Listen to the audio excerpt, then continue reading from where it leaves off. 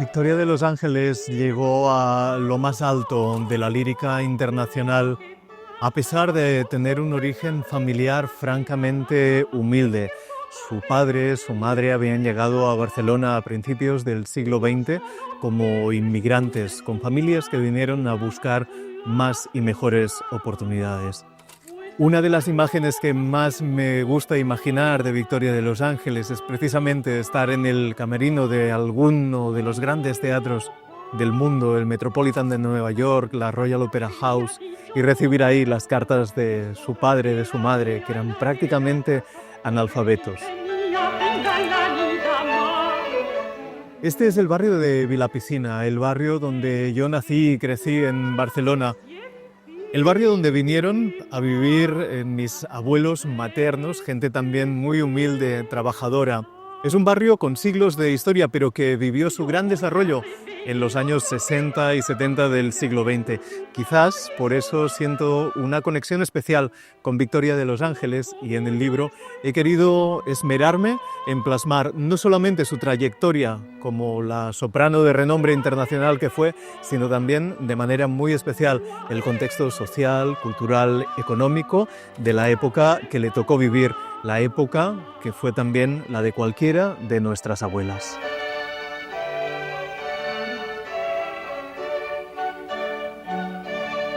Esta que tengo aquí detrás es la Escuela Milà i Fontanals, un lugar absolutamente imprescindible y de referencia en la biografía de Victoria de los Ángeles, porque este edificio, estrenado en 1931, fue donde ella vivió su primera escolarización, y lo hizo de la mano de la gran pedagoga Rosa Sensat, una mujer avanzadísima a su tiempo y que renovó la pedagogía en Barcelona y en toda España.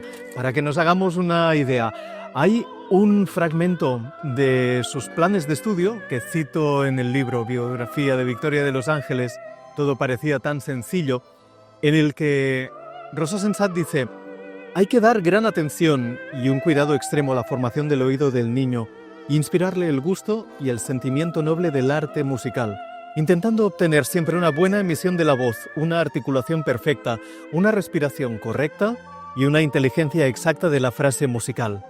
La música en la escuela, creemos, tiene que ser un elemento vivificador y coordinador, que no solamente afecte a la sensibilidad, sino también a la inteligencia e incluso a todo el desarrollo armónico del organismo. Es una frase que resume el espíritu de Rosa Sensat y la importancia que le daba a la música en sus planes de estudios. Desde luego, si Victoria de los Ángeles hubiese estudiado en cualquier otra escuela, seguramente habría cantado igual de bien, pero no habría sido la misma Victoria de los Ángeles que conocemos.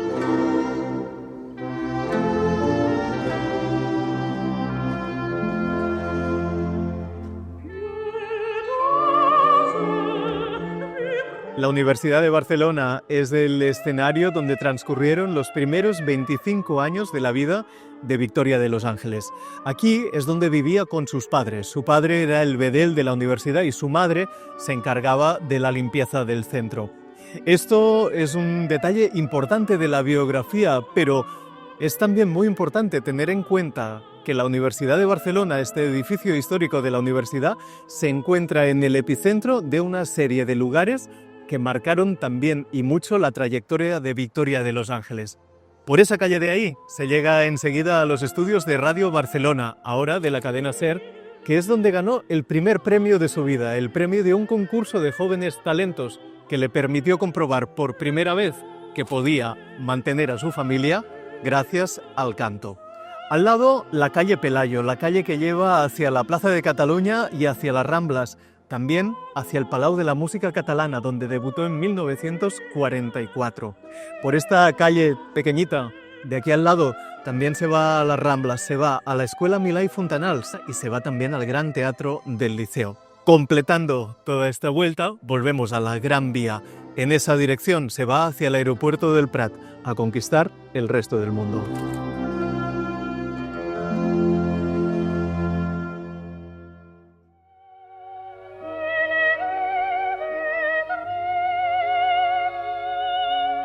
Este es el Gran Teatro del Liceo, uno de los escenarios no solamente del arte, sino también de la vida de Victoria de los Ángeles. Aquí es donde hizo su concierto de presentación ante la sociedad barcelonesa.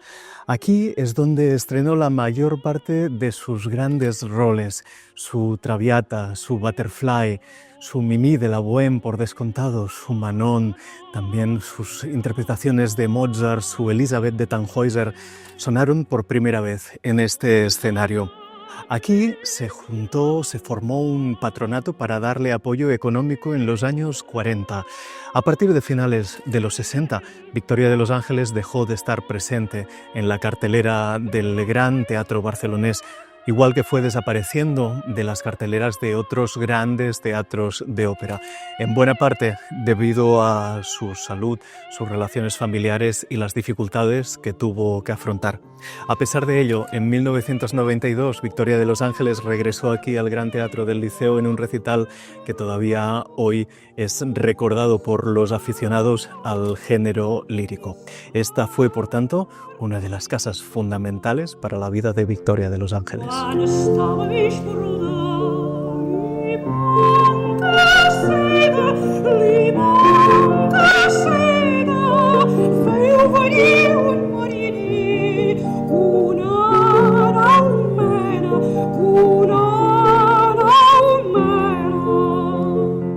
Si el Gran Teatro del Liceo es el escenario del estreno de los grandes papeles de ópera de Victoria de los Ángeles, el Palau de la Música Catalana es el escenario donde ella está presente a lo largo de toda su trayectoria con todo el resto de repertorio.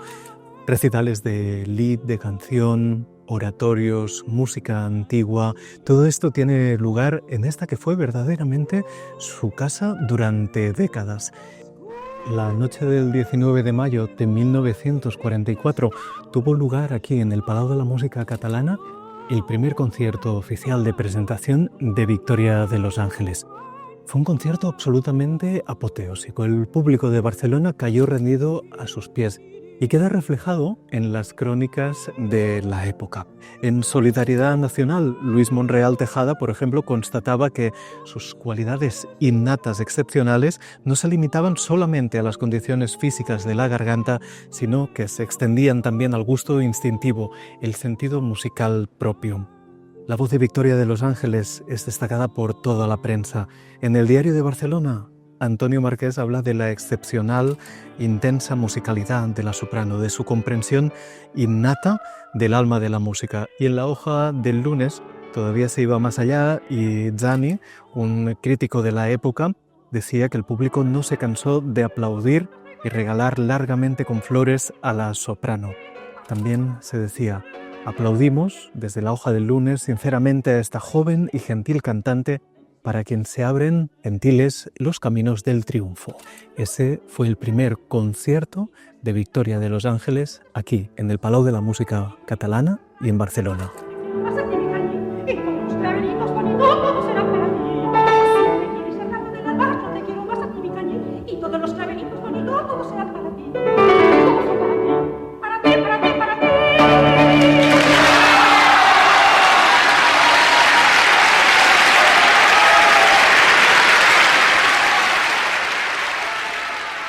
He querido empezar y terminar este repaso por la vida y los principales escenarios que recorrió Victoria de los Ángeles en Barcelona, en mi barrio, en Vilapicina. No tiene nada que ver con Victoria de los Ángeles, pero las personas que vinieron a vivir aquí en los años 60, como mis abuelos, me recuerdan muchísimo a los padres y a la propia Victoria de los Ángeles.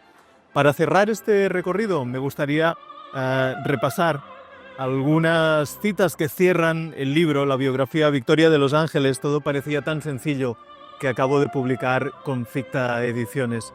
Uno es de una carta de Victoria de los Ángeles a una periodista de los Estados Unidos que preparaba un libro de historia del Metropolitan de Nueva York. En 1984, Victoria de los Ángeles escribe: «Me pongo triste al recordar aquellas funciones de Otelo y pensar que Mario del Mónaco y tantos otros como Gobi recientemente ya no están entre nosotros.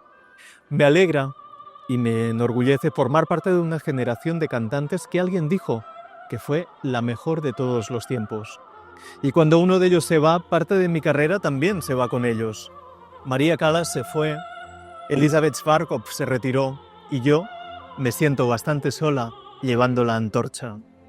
Tras su muerte, un periodista, Anthony Tomasini, el crítico del New York Times, escribió: en su mejor momento fue una cantante exquisita, sobria y profundamente comunicativa.